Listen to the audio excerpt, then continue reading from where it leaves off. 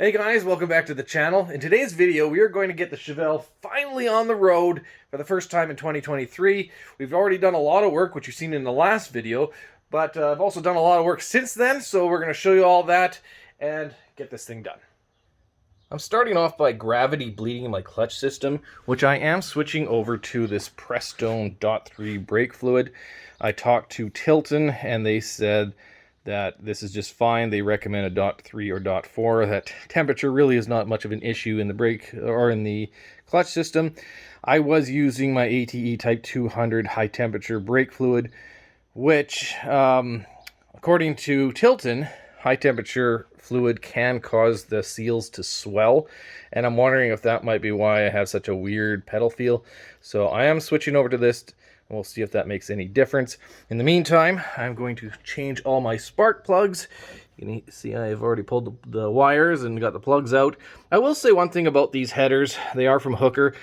It's really not that bad getting to the spark plugs. The worst one is number 7 back there, which really isn't a problem because of the headers. It's more because of the steering shaft. I did already pull the plugs. You can see what they look like. I cracked one in the process. And you can see that number 2 is looking a little rich, and maybe number 6 is a little lean, but yeah, it's really hard to judge your spark plugs when you're just kind of cruising and idling into the garage. So I wouldn't put too much, faith on the information that these plugs are giving you, the readings that they give. So we'll switch these over. For spark plugs, I use NGK V-Power UR4s. They do have that little V-notch in the electrode, which I'm sure does absolutely nothing, but I've always had good luck with these, so I'll stick with it. It is a slightly hotter plug than usual, and I did that because I was getting, carbon buildup and whatever, and I can tell some of it's from oil, and it didn't matter if I leaned it out. I changed the seals on my valve seals. Didn't make much of a difference. I'm still getting some oil on the threads, as you can see, which suggests that I guess maybe my rings are going away. It's not that bad. I don't really burn through oil or anything like that, but it's something. It's something that's always there. And I just wanted a plug that was hot enough to give me a nice solid burn in my combustion chamber. And I can't tell you if this is the optimal plug, but like I said, it works for me, so we'll stick with it. For gap, I go with 37 thou, which pretty much what comes in the box, makes it nice. But maybe I could go to a 35 thou, but for my engine, big block Chevy, naturally aspirated, pump gas, anywhere from 35 to 37 thou, I'm sure you're good to go. So I guess I can go ahead and tackle this battery tray. I'll pull it out by undoing the 3 bolts from the bottom and the one from the top.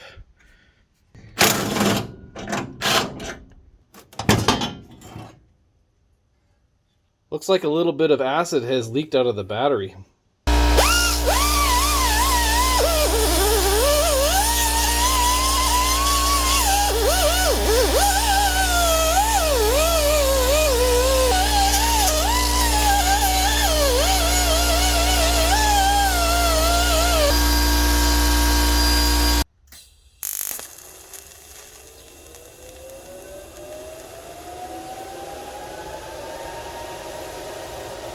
Ooh. Oh no! Well, fuck that up.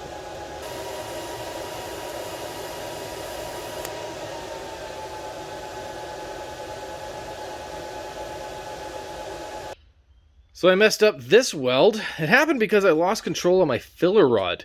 Kind of got stuck and, wobbled around a little bit. And in the meantime, my torch was sitting in one spot and it got too hot. It was only 45 amps, but still burned a big hole in there.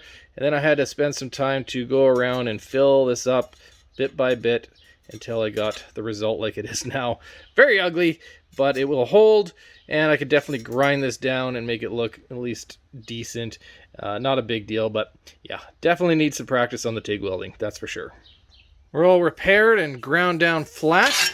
You can see it on the inside. Had a couple of cracks right there that I fixed as well. I'm going to spray it with some rust converter. This stuff actually works.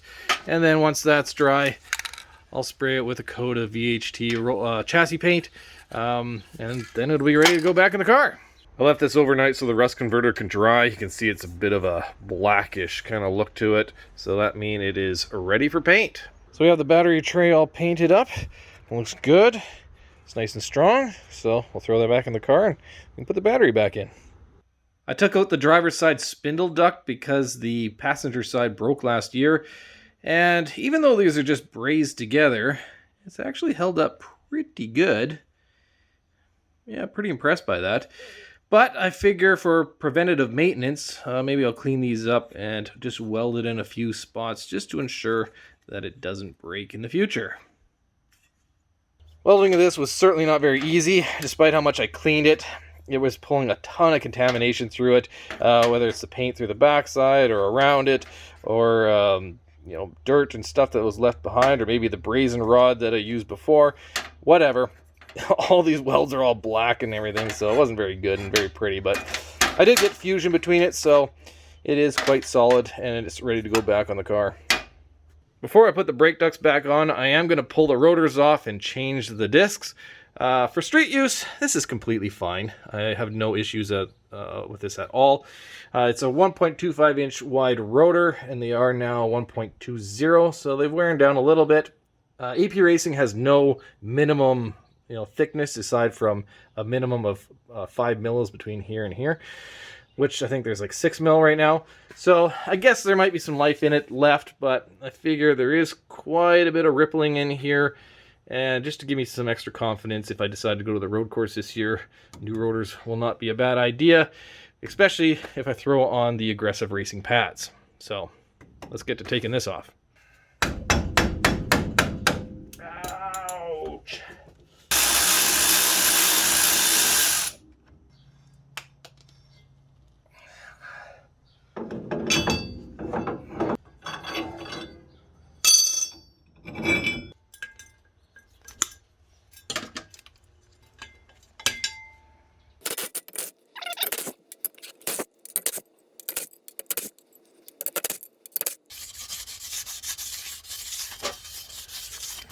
So my brand new AP Racing rotor, it comes with a bunch of oil on it, so you have to kind of wash it off. I use just soap and water. It seems to clean out the best with a little scrub brush to make sure it gets out of all the little J-hooks, and then some brake cleaner to finish it off.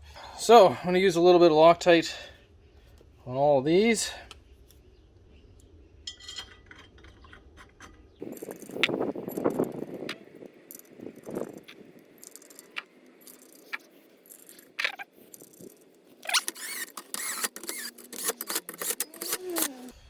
And we will torque these to 17 foot-pounds.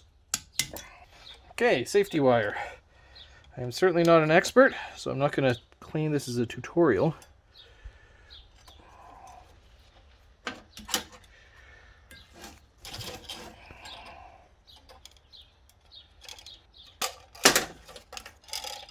So this one has to go around.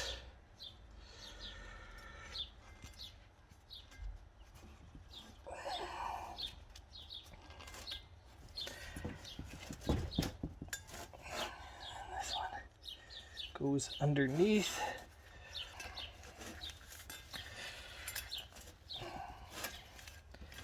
Like that.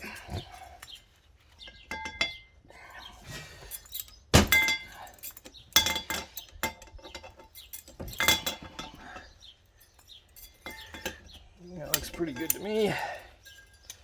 Push that one through this side.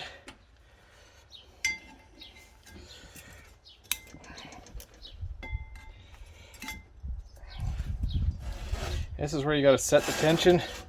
So if you haven't noticed that it loops around the top, so that if this one wants to back out, it's going to be resisted by this way.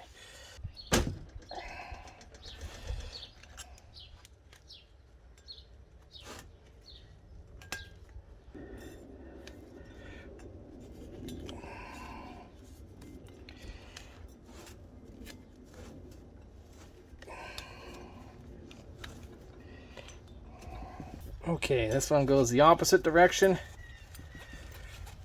Usually more spins than the other.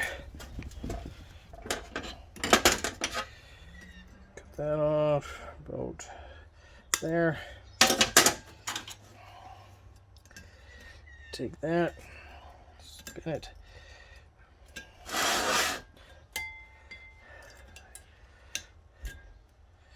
Okay. One. So our brakes are done, and man, the AP Racing J-hook rotors look amazing. You gotta love it. Brake ducts are done, which are out from here into our spindle ducts. Still running the street compound brake pads because we're not going to the track just yet. Felt now was a good time to put some grease into our bushings and ball joints. And then just a final cleanup, and then we can throw the wheels on, and our front end is done. I'm going to use this as a vent for my differential. Andrew actually gave this to me, so thanks, Andrew. My other vent tube I had actually routed up to like a 3/8 hose or something, and on the road course it leaked under pressure. I don't know why, but it did. So hopefully this one doesn't do the same. Another thing I decided to do is to give my air filter a cleaning. I'm going to use the K&N Power Clean, give it a rinse of water, and then spray on the whatever K&N grease that comes with the little kits.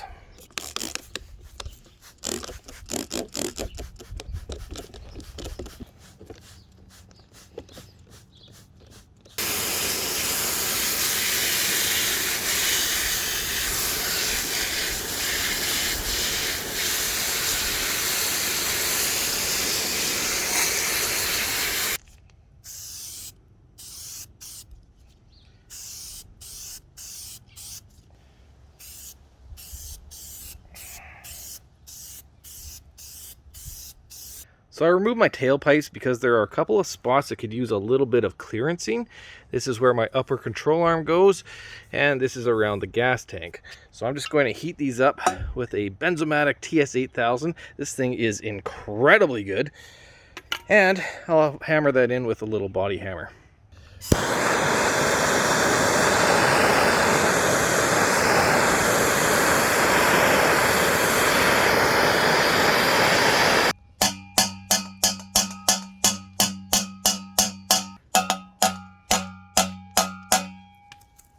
I'm reinstalling the exhaust, and having a transmission jack underneath your pipes makes things a whole lot easier. Now, I am using some of these Remflex exhaust gaskets. They're a little bit thicker, definitely more expensive, and I've had good success with these in the past, at least compared to your standard gasket, which maybe because my flanges aren't quite straight anymore, or not quite flat. So if that's the case for you, maybe these gaskets are a good choice for you as well. Of course, I'll be reinstalling my Borla Pro XS mufflers, and if you remember from last year, when I installed these, I got a huge gain at the track, so make sure you check those out. Now, technically, these are weld-on mufflers, and I'm a big believer of having clamp-on mufflers so you can remove them if you, well, decide to change them. We're just removing the exhaust a little bit easier. So what I did is I took an angle grinder and I made a couple of cuts on the top and the bottom, and the idea is when you put your clamp on, it might squish this pipe in just a little bit and give it better clamping force. Now, speaking of clamps, I have these cheapo 3-inch band clamps, and they go on like so, and hopefully no leaks.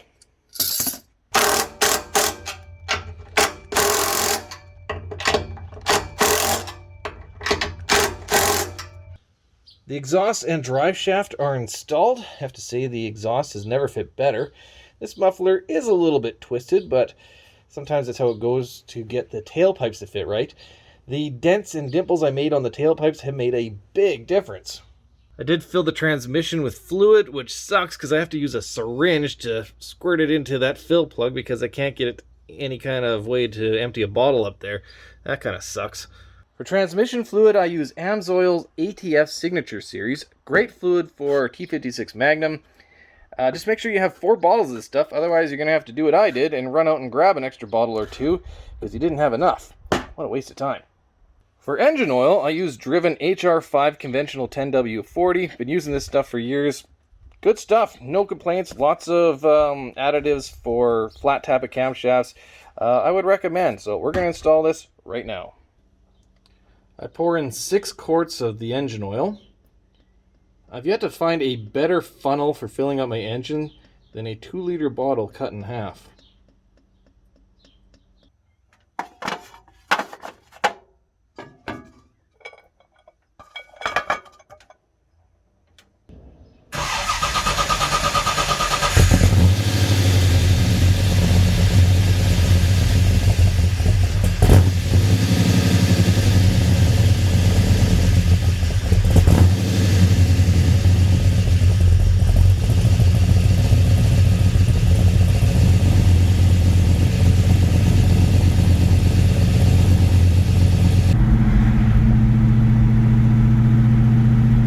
Well, for the first drive, feels pretty good. Clutch is definitely a lot softer, but because I put new brake rotors on, I have to bed in the pads to the new rotors, so I'm gonna go through a few stops just to bed them in.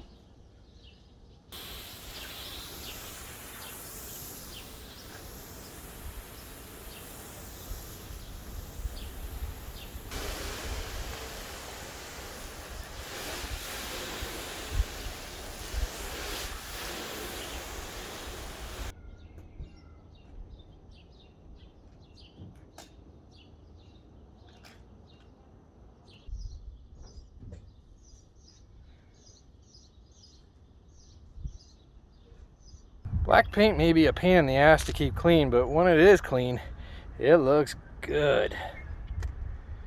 I may even do another polish this year, but we will see.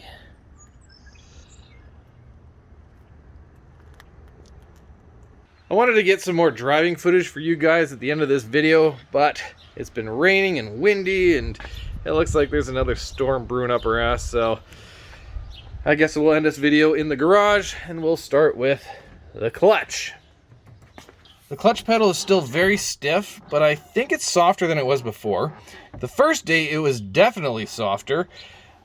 Now call me crazy, but I think on the second drive that the pedal firmed up a little bit. Now I don't know if that's because of the fluid or maybe just how the disc is bedding in with the flywheel. I don't know. Maybe I'm crazy, but to me it felt like it stiffened up a little bit. But overall, softer than it was before. The engagement of the clutch is excellent, but you got to be careful because that initial bite, which is right off the floor for me, because it's a twin disc ceramic clutch, when it bites pretty hard, so it can kind of get you jarring off the line a little bit. But after that, the engagement is super smooth, which is impressive for a clutch that can hold 1,000 horsepower. Now, of course, I still have to do the bed-in procedure to break in the clutch. And they say 500 miles, but mileage really doesn't matter, especially if you're just doing highway miles. That does nothing. They want to see about 1,000 to 1,200 clutch cycles. And for me, I'm doing about, I don't know, 100 a drive or so. So I'd say in about 10 drives, I'll be able to hit this really hard. When I was bedding in the brakes, I think I glazed my rotors. Which is weird because I've done the bed-in procedure before many times. You can see there's definitely some unevenness in there. I think that's because the brake pads had the shape to those ripples on the old rotors.